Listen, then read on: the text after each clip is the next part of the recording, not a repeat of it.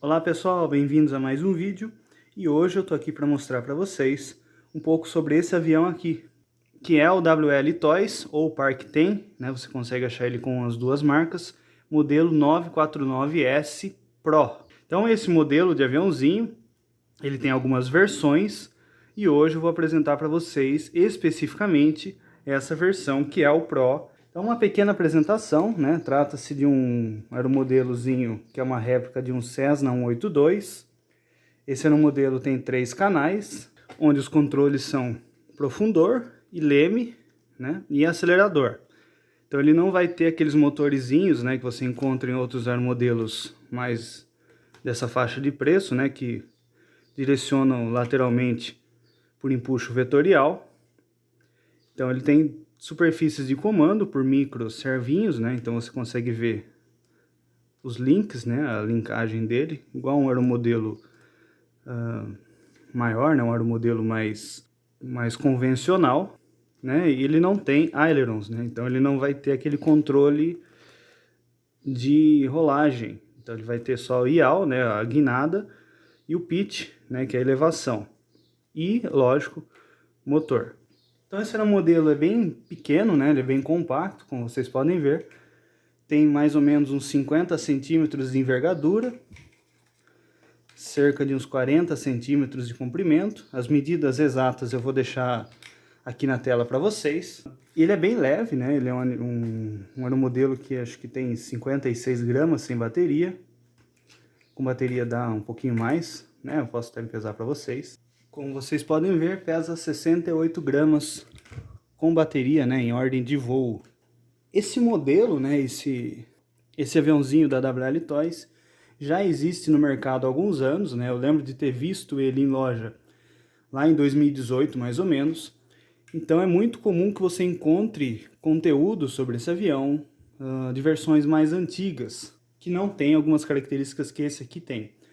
Por exemplo, essa versão Pro, ela tem um motor grande, né? Um motor modelo 1020, em vez de ter uma caixa de redução com 3 motorzinhos 720, que é o que normalmente você encontra descrito, que é a versão anterior desse avião, que é a versão mais simples desse avião. Outra diferença, né, que especificamente esse modelo, essa versão, né, geralmente no anúncio você tem várias versões para escolher, esse modelo tem a telinha LCD com alguns dados do rádio do próprio avião, que fica mostrado nesse displayzinho aqui para vocês. Então o rádio aqui vão 4 pilhas. Ao ligar, você vê esses dados de telemetria, né? Ele mostra quando a superfície de comando é acionada, como vocês podem ver o leme mexendo, o profundor aparece destacado ali. O motor, né, a porcentagem de motor, tanto em número quanto na barrinha, você vê quanto de acelerador está sendo acionado. Os valores de trim, né, quando você mexe na regulagem, no trim, você vê quanto que ele está compensando, né, quantos cliques, né, de trim você tem acionado. Aqui, esse Lzinho, você tem os modos, né, tem o low e o high, diz respeito à proporção, né, o quanto de acionamento das superfícies de comando você tem. Então aqui no L você tem menos ação da superfície de comando e no H você tem mais, né? A diferença é mais significativa quando você está com o giroscópio desligado.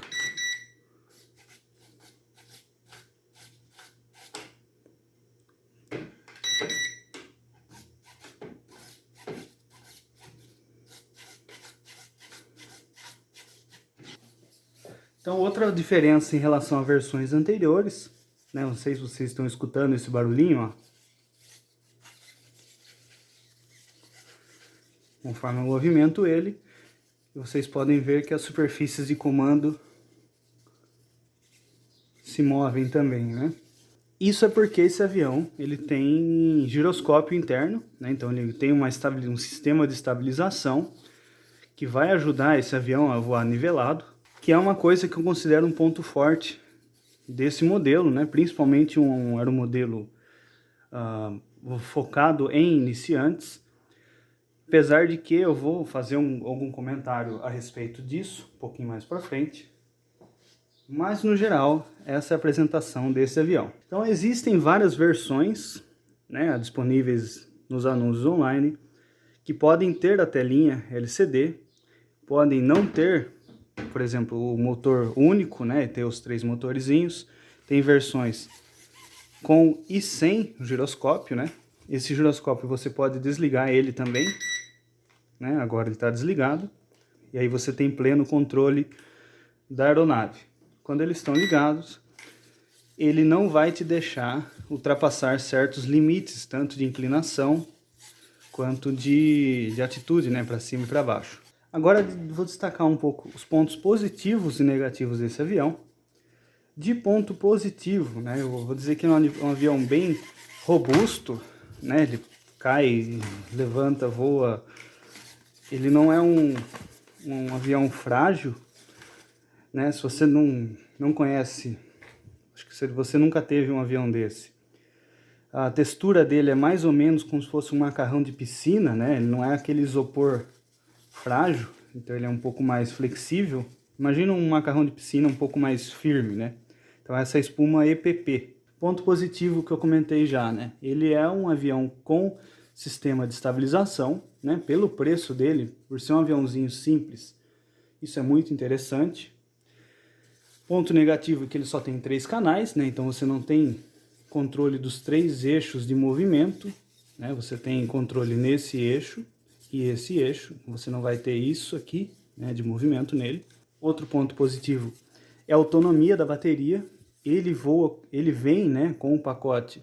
Esse aqui que eu escolhi pelo menos vem com 2 baterias de 500 mAh, uma bateriazinha LiPo de uma célula, 3.7 volts. Nessa configuração, né, com o giroscópio ligado, com o motor só, fazendo um voo moderado, né, um voo equilibrado, que é o que se espera de um aeromodelozinho asa alta desse tipo, né, um treinadorzinho, eu tive tempos de voo na casa dos 25 minutos, que significa que com 2 baterias, né, você consegue voar pelo menos uns, vamos falar que 50 minutos, mas uns 45 minutos ali, deixando uma margem de segurança da bateria, que você não pode zerar, né? Por ser uma bateria LiPo, não é seguro que você zere, porque você estraga a performance dela, né? Com o risco de, eventualmente, ela até explodir, pegar fogo, essas coisas. Aí, uma coisa muito interessante é o carregador dele, que ele vem com esse hubzinho, né? Um hub que você consegue carregar até 4 baterias ao mesmo tempo, e você pluga em um carregador de celular, né? Então ele aceita de entrada de 1 a 3 amperes, e a saída dele são 800 mAh. Então se você fizer uma continha, né, se são 2 baterias, se cada bateria dele tem 500 mAh, carregando a 800 mAh, ela demora mais ou menos 40 minutos para você ter carga, né? A carga total da bateria, né? Como você carrega 2, você tem basicamente mais tempo de voo do que de carga, que eu acho que é uma coisa muito interessante, principalmente se você acompanhou o aeromodelismo, né, e brinquedos de radiocontrole de alguns anos atrás, né? Que você carregava 5 horas e voava ou brincava por minutos, né? Então, tempo de carga com 2 baterias, por elas carregarem juntas e por ele ter uma autonomia muito grande, muito boa, para uma bateriazinha pequena assim, a razão entre o tempo de voo e o tempo de carga é muito boa. Então, de ponto negativo, né, que eu poderia indicar desse aeromodelo para vocês, que é o seguinte, que eu acho que são basicamente 2 pontos negativos principais que eu consegui identificar até agora. O trem de pouso dele, né, especialmente esse da frente. Esse da frente aqui, inclusive, não é mais original. O original dele, meu, já quebrou comigo, né? Eu acho que ele é muito frágil, principalmente por ser um único, né? Ele tem esse trem de pouso de triciclo, só que se você pousa na grama, né, ou qualquer outra superfície que não seja perfeitamente lisa, ele sempre vai envergar para trás. E aí com o arame original, né, que vem bem firme, ele dobra, e aí você desdobra ele, ele bate, ele dobra de novo, você desdobra, até uma hora que ele quebra. Então aqui eu troquei, né, eu fiz seguindo os moldes do original, com arame um pouco mais mole. Vou até desligar o giroscópio para ele parar de fazer barulho. Fiz com arame mais mole. E aí ele volta, né? E quando ele entorta, eu consigo desentortar, ele não quebra mais. Esse seria um dos pontos negativos. O outro ponto negativo que ele tem, que aí na verdade é talvez uma contraindicação exatamente ao que ele se propõe, né? Ele se propõe ser um avião para iniciantes. Só que ele vai te dar alguns maus hábitos, né? Pelo menos o que eu senti. Eu vou até virar ele de costa, para vocês vão perceber uma coisa. Reparem aqui no leme dele, né? O leme, e quanto que eu tenho que acionar o controle até que alguma coisa aconteça. Tá vendo? Eu tô acionando e nada tá acontecendo. Então ele começa a funcionar lá pro fim, né, do fim do curso do stick. Então você não tem muito controle fino dele, né? Ou melhor, você até tem, só que você tem que ir muito, né? Você tem que avançar bastante no curso do stick para que ele comece a fazer alguma coisa. E isso eu considero uma má tendência, porque acostuma você, se você nunca teve outro avião, a dar aqueles toques muito brutos, né, nos controles. E isso, beleza, num aviãozinho de 3 canais, com diedro, asa alta, com estabilização, ele não vai cair, né? Você vai dar um toque bruto no controle, ele vai dar aquela entortadinha, né? Aquela curvinha do jeito que você espera. Só que se você pegar um outro avião que é mais sensível, né, e fizer isso, a diferença, em vez de você fazer uma curvinha só com leme, né, principalmente porque em um outro avião aquele controle seria o aileron, né? Se você fizer um tocão bruto daquele lá, você vai fazer assim, né? Você vai inverter o avião. Então, ele vai criar um hábito ruim de você acionar muitos controles, né? Então você não vai ter tanta sensibilidade se você acostumar com isso, né? Se você tiver em mente que quando você for pegar um outro avião, ele não vai ser igual, aí tudo bem. Agora algumas considerações, né? Vou até desligar o giroscópio, né? Vou desligar o avião inteiro para falar para vocês, para ele não ficar fazendo barulhinho. Que são o seguinte: a posição da bateria, né? Como todo avião, mas como esse provavelmente é um primeiro avião de muita gente, ela é muito importante porque ela afeta diretamente o centro de gravidade do avião. Para esse aeromodelo, a posição da bateria que você vai ter a melhor performance de voo, isso aqui é muito importante, tá? Você coloca a bateria o máximo que você conseguir para frente, né? Aí você consegue um centro de gravidade adequado para esse aviãozinho e você consegue um voo estável. Outra consideração, ele não veio perfeitinho da caixa.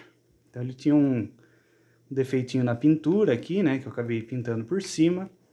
E mais importante talvez, a asa dele não ficava retinha, né, simétrica. Ela ficava essa aqui bem mais alta do que essa. Isso, como ele tem giroscópio e tudo mais, acabava que você conseguia voar com ele. A questão é, você tinha que usar muito trim, né? Você compensava muito no leme para que ele voasse reto. E isso, né, quando você já tem um trim, já está compensando muito o voo. Então ele vai ter uma resposta mais, bem mais agressiva para um lado do que para o outro. Né? O lado que você está compensando, ele vai ter uma resposta bem mais fraca, né? O leme já vai estar torto, então ele só vai mexer um pouquinho mais, enquanto que para o outro lado ele vai mexer quase todo o curso do leme. Então eu precisei dar um ajuste, né? Mas isso é coisa boba, né? Coisa simples.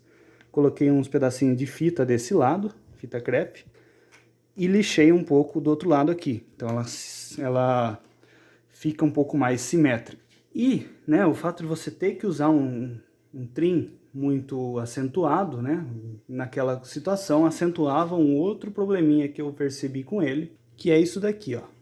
Eu vou mostrar para vocês. Mas isso é coisa simples, né? Você pilotando ele, você acaba compensando isso naturalmente. Percebam o seguinte, quando eu aciono o leme para um lado, né, quando eu aciono o leme para esse lado, somente a superfície de comando se movimenta. Quando eu aciono para o outro lado, ele torce um pouquinho, né, o estabilizador vertical. Ó, repara que ele dá uma torcidinha um pouquinho mais. Isso já faz com que naturalmente ele tenda a fazer a curva um pouco mais forte para um lado que para o outro. E aí, adicionando isso, a asa não está completamente simétrica, fazia com que a diferença fosse significativa. Então, fazendo esse ajustezinho, eu consigo fazer com que ele voe bem, né? Voe como se espera. Mas eu acho que são detalhes que basicamente todo aeromodelista vai enfrentar alguma vez na vida. Eu não acho que seja um prejuízo, uma coisa muito significativa para o avião. Afinal, um pouquinho de lixo, um pouquinho de fita crepe ali já resolveu. E é isso. Espero que vocês tenham gostado. Se você gostou, já deixe seu like, se inscreva no canal e ative o sininho para não perder os próximos vídeos. Valeu, pessoal, e até mais!